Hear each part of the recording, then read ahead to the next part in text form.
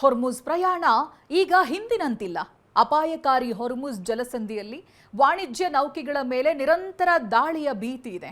ಈ ನಡುವೆನೂ ಸಿನಕೋರ್ ಗ್ರೂಪ್ ತನ್ನ ನಾವಿಕರಿಗೆ 6 ತಿಂಗಳ ಹೆಚ್ಚುವರಿ ವೇತನದ ಬೋನಸ್ ಘೋಷಿಸಿ ಹಡಗುಗಳನ್ನು ಓಡಿಸ್ತಾ ಇದೆ. ಹೊರ್ಮುಜ್ ಜಲಸಂಧಿಯಲ್ಲಿ ಅಮೆರಿಕ ಮತ್ತೆ ಇರಾನ್ ನಡೆಸಿರುವ ದಾಳಿಯಲ್ಲಿ ಇದುವರೆಗೆ 17 ನಾವಿಕರು ಪ್ರಾಣ ಕಳ್ಕೊಂಡಿದ್ದಾರೆ. ಭಾರೀ ಆದಾಯದ ಆಮಿಷ ಮತ್ತೆ ನಿರಂತರ ಪ್ರಾಣಾಪಾಯದ ನಡುವೆ ನಾವಿಕರು ಅಪಾಯಕಾರಿ ಸನ್ನಿವೇಶಗಳನ್ನು ಎದುರಿಸ್ತಾ ಇದ್ದಾರೆ. ವಿಶ್ವದ ಅತ್ಯಂತ ಜನನಿಬಿಡ ತೈಲ ಮಾರ್ಗಗಳಲ್ಲಿ ಒಂದಾದ ಹೊರ್ಮುಜ್ ಜಲಸಂಧಿ ಮೂಲಕ ನೌಕಾಯಾನ ಮಾಡೋದಕ್ಕೆ ಸಿಬ್ಬಂದಿಯನ್ನ ಮನವೊಲಿಸೋ ಕಾರ್ಯಕ್ಕೆ ಹಡಗು ಕಂಪನಿಯೊಂದು ಕೈ ಹಾಕಿದೆ. ಹೊರ್ಮುಜ್ ಜಲಸಂಧಿ ದಾಟುವ ನಾವಿಕರಿಗೆ ಅಸಾಧಾರಣ ಆರ್ಥಿಕ ಪ್ರೋತ್ಸಾಹವನ್ನ ಸಿನಕೋರ್ ಗ್ರೂಪ್ ಘೋಷಿಸಿದೆ.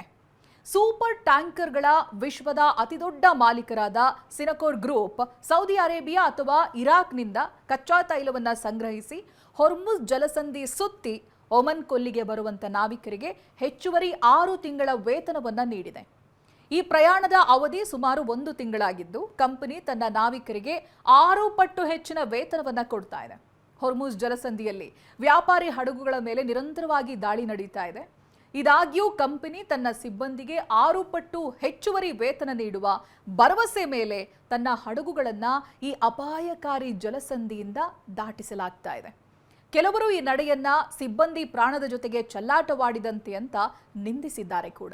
ಅನೇಕ ನಾವಿಕರಿಗೆ ಈ ಪ್ರಸ್ತಾಪ ಒಂದು ಕಠಿಣ ಆಯ್ಕೆಯ ರೀತಿಯಾಗಿ ಕಂಡು ಬರ್ತಾ ಇದೆ. ಬೋನಸ್ ಅನ್ನ ಪಡ್ಕೊಂಡು ಜೀವನನ ಬದಲಾಯಿಸಿಕೊಳ್ಳೋದಾ ಅಥವಾ ದಿನೇ ದಿನೇ ಹೆಚ್ಚು ಅಪಾಯಕಾರಿಯಾಗಿ ಪರಿಣಮಿಸ್ತಾ ಇರುವಂತ ಮಾರ್ಗವನ್ನ ತಪ್ಪಿಸೋದಾ ಅನ್ನುವಂತ ಸಂದಿಗ್ಧ ಪರಿಸ್ಥಿತಿಯಲ್ಲಿ ನಾವಿಕರಿದ್ದಾರೆ. ವಿಶ್ವಸಂಸ್ಥೆಯ ನೌಕಾಯಾನ ಸಂಸ್ಥೆಯ ಪ್ರಕಾರ ಫೆಬ್ರವರಿ ಅಂತ್ಯದಲ್ಲಿ ಸಂಘರ್ಷ ಪ್ರಾರಂಭ ಆದಾಗ್ನಿಂದಲೂ ಪರ್ಷಿಯನ್ ಕೊಲ್ಲಿ ಮತ್ತೆ ಅದರ ಸುತ್ತಮುತ್ತಲಿನ ಪ್ರದೇಶದಲ್ಲಿ ಕನಿಷ್ಠ 59 ವಾಣಿಜ್ಯ ನೌಕೆಗಳ ಮೇಲೆ ದಾಳಿ ನಡೆದಿದೆ. ಈ ದಾಳಿಗಳಲ್ಲಿ 17 ನಾವಿಕರು ತಮ್ಮ ಪ್ರಾಣ ಕಳ್ಕೊಂಡಿದ್ದಾರೆ. ಇತ್ತೀಚೆಗೆ ಇರಾನ್ ನಡೆಸಿದ ದಾಳಿಯಲ್ಲಿ ಭಾರತೀಯ ನಾವಿಕನ ಸಾವು ಕೂಡ ಸಂಭವಿಸಿತ್ತು. ತೈಲ ಟ್ಯಾಂಕರ್ಗಳಲ್ಲಿ ಹಡಗಿನ ಸಂಚಾರಕ್ಕೆ ಸಂಬಂಧಿಸಿದ ಅಂತಿಮ ನಿರ್ಧಾರಗಳನ್ನು ತೆಗೆದುಕೊಳ್ಳುವ ಕ್ಯಾಪ್ಟನ್ಗಳು ತಿಂಗಳಿಗೆ $15,000 ವರೆಗೆ ಆದಾಯವನ್ನ ಗಳಿಸಬಹುದು ಅಂತ ನೌಕಾಯಾನ ಕಂಪನಿಗಳ ಅಧಿಕಾರಿಗಳು ತಿಳಿಸಿದ್ದಾರೆ. ಸಾಮಾನ್ಯ ಪರಿಸ್ಥಿತಿಗಳಲ್ಲಿ ರೇಟಿಂಗ್ಸ್ ಅಂತ ಕರೆಯಲ್ಪಡುವಂತ ಕಿರಿಯ ನಾವಿಕರು ತಿಂಗಳಿಗೆ ಸುಮಾರು $1,500 ಅನ್ನ ಗಳಿಸ್ತಾರೆ. ಅಪಾಯಕಾರಿ ಜಲ ಪ್ರದೇಶಗಳಿಗೆ ತೆರಳುವುದಕ್ಕೆ ಇಚ್ಛಿಸಿದಲ್ಲಿ ತಮ್ಮ ಬದಲಿಗೆ ಬೇರೊಬ್ಬರನ್ನ ನಿಯೋಜನೆ ಮಾಡುವಂತ ಆಯ್ಕೆ ಕೂಡ ಇದೆ. ಒಂದು ವೇಳೆ ಅವರಿಗೆ ಅದು ಒಪ್ಪಿಗೆ ಇಲ್ಲದೆ ಹೋದ್ರೆ ಇನ್ನೊಬ್ಬರನ್ನ ಆಯ್ಕೆ ಮಾಡೋ ಅವಕಾಶ ಕೂಡ ಅವರಿಗಿತ್ತು. ಹೊರ್ಮುಜ್ ಜಲಸಂಧಿಯ ವಿಶ್ವದ ಅತ್ಯಂತ ಮೌಲ್ಯಯುತವಾದಂಥ ನೌಕಾಯಾನ ಮಾರ್ಗಗಳಲ್ಲಿ ಇದು ಕೂಡ ಒಂದು. ಹಡಗು ಮಾಲೀಕರು ಇಲ್ಲಿನ ಒಂದೇ ಒಂದು ಪ್ರಯಾಣದಿಂದ ಲಕ್ಷಾಂತರ ಡಾಲರ್ಗಳ ಆದಾಯವನ್ನು ಗಳಿಸೋದಕ್ಕೆ ಸಾಧ್ಯ ಆಗುತ್ತೆ. ಅದೇ ಸಮಯದಲ್ಲಿ ಈ ಜಲಮಾರ್ಗದ ಮೂಲಕ ಸಂಚರಿಸುವುದಕ್ಕೆ ವಿಮಾ ವೆಚ್ಚಗಳು ಕೂಡ ಗಣನೀಯವಾಗಿ ಏರಿಕೆಯಾಗಿವೆ. ಕಂಪನಿಗಳು ಭಾರೀ ಲಾಭವನ್ನು ಗಳಿಸೋ ಸಾಧ್ಯತೆ ಇದ್ರೂ ಅತ್ಯಂತ ಹೆಚ್ಚಿನ ವೈಯಕ್ತಿಕ ಅಪಾಯವನ್ನು ಎದುರಿಸುವುದು ಮಾತ್ರ ಸಿಬ್ಬಂದಿನೇ ಆಗಿರ್ತಾರೆ.